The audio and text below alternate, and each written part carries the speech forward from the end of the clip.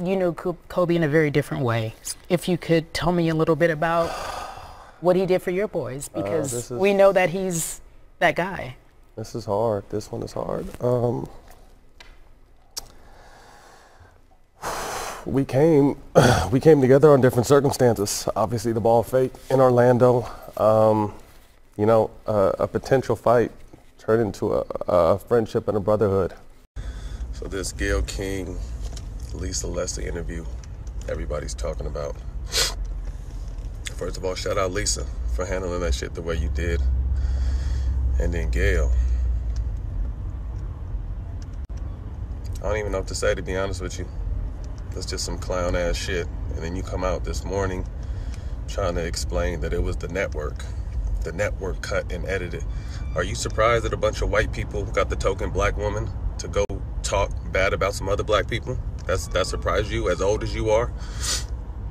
You're surprised about that? I gotta talk to the network. It's gonna be fuck out of here. You were the clown they thought you were, and you did what they thought you was gonna do.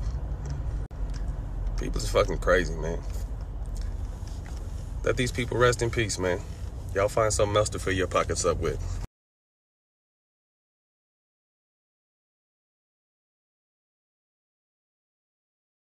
Oh yeah, then Jason Whitlock. I always had a suspicion about you till I met you. I worked with you.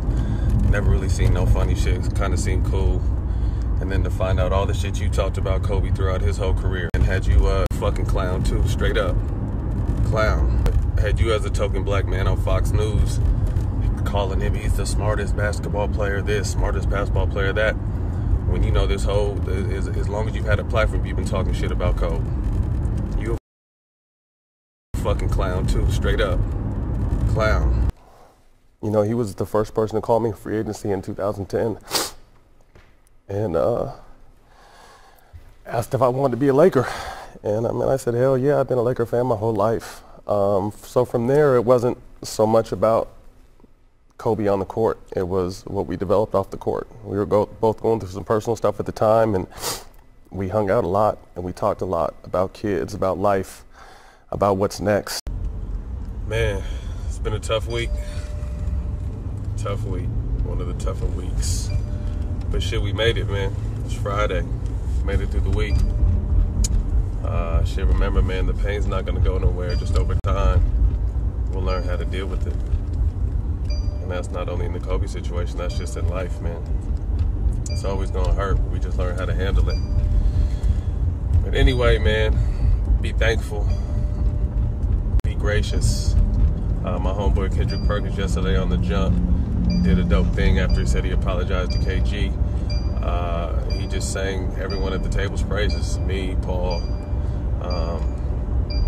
George. I don't remember who else was out there, but just be thankful, man, because this shit's definitely not promised. I think we realize that by now. It takes tragic events every once in a while for us to really realize how precious life is and what's really important.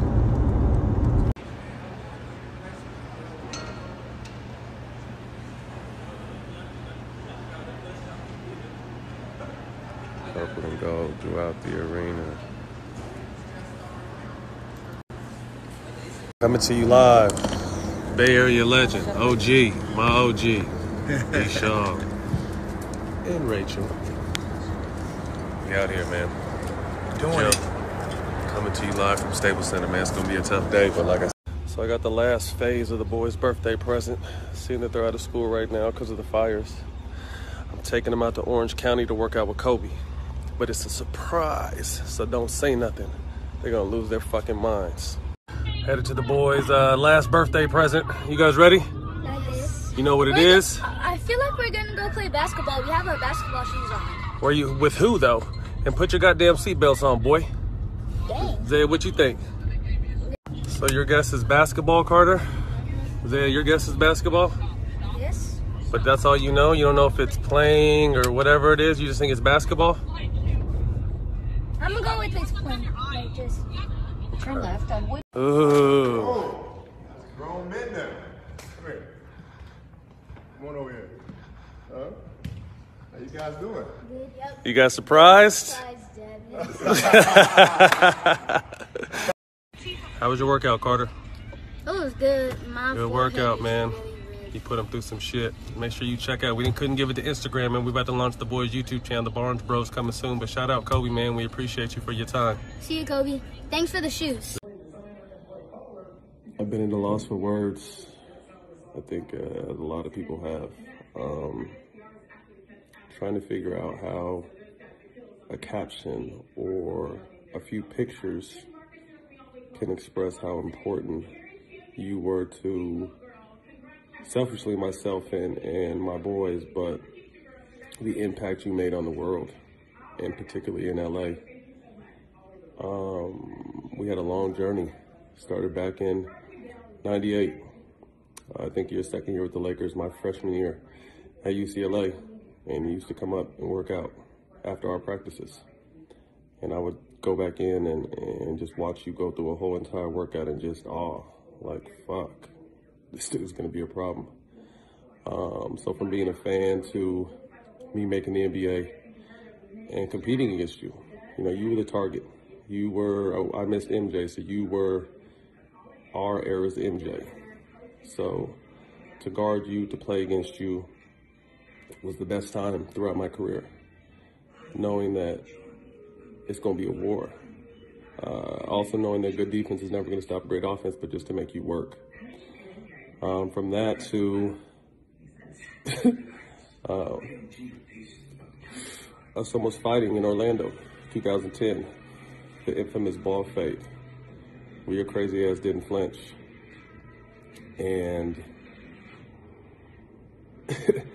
that summer, you being the first person to reach out to free agency.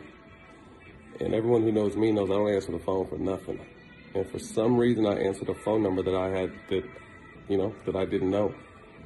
And it happens to be you asking me if I wanted to be a Laker, which is just like the craziest shit in the world to me, because I grew up a Laker fan, grew up a Magic Johnson fan, dreamed nothing more than to be a Laker. So to have the greatest Laker of all time call me and ask if I wanted to team up with him was incredible.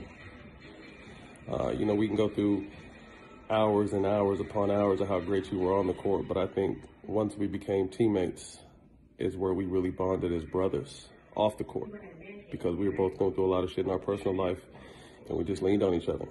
We talked about family, we talked about kids, we talked about life after basketball.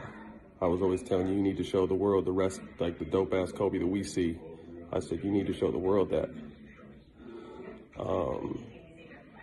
To you going out on top. Last game of your career, like, who goes out with 60? Only you. I was in Golden State with Memphis getting the dog shit beat out of us for their 73rd win, so I missed the game, but, caught all the highlights that night, sent you a text, and you knew you were done. Even though you could still play, you said your body was done, you were over it. And so began life after basketball, which to me was probably going to be just as big, if not bigger, than what you did on the court. The way you inspired, the way you touched, the way you motivated not only athletes, but people across the world, non-athletes. But I think where we really bonded, man, was the love you had for my boys. Instantly, you took them in and started giving them shoes at 3 years old. I remember the first pair of shoes you gave them, like, we couldn't get the boys to take the motherfuckers off.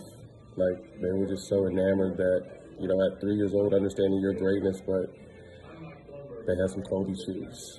And then throughout the years, you saw them grow up. We used to tease each other back and forth about, you had your two girls and I had the twins.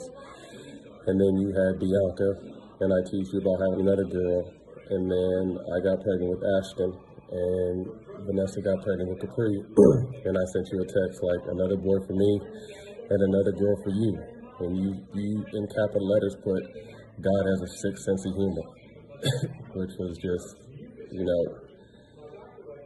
it was crazy. I think you were at peace. I think Vanessa was the one that probably wanted the boys, but you were at peace with being a girl dad, like you said. And Gigi was the one.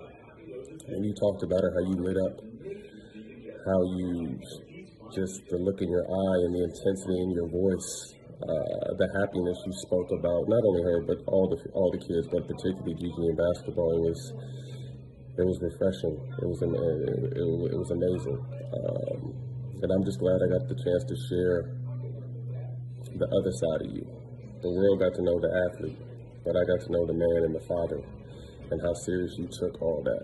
I remember sitting on the bus, I think in Phoenix, when Rick Ross and Drake put out Stay Scheming, and they had the line about you wasn't with me shooting in the gym and how like that pissed you off, like you wasn't happy with that. And that showed me a lot too, because I mean you guys were going through shit at times, but still nobody could say nothing about your girl, and that was ultimate respect. I could talk all day. I'm not gonna do it. I held in my tears, but man, we're gonna miss you, big bro. We're gonna miss you, man. I say the world lost a superstar. LA lost a superhero. In the city of stars, you were the biggest. In the city of angels, now you and Gigi will be the brightest, shining down on us and always with us. Condolences to the rest of the families who were lost in this tragedy. Peace and love to Vanessa, Bianca, Capri, Natalia, Papa Joe and Pam, Shea, Sharia, the family, Rob, everyone who's close to him. LA, we lost a real one, man. With all the suckers out here that keep taking these real ones, but he's always going to be with us, man. Rest in peace, my brother.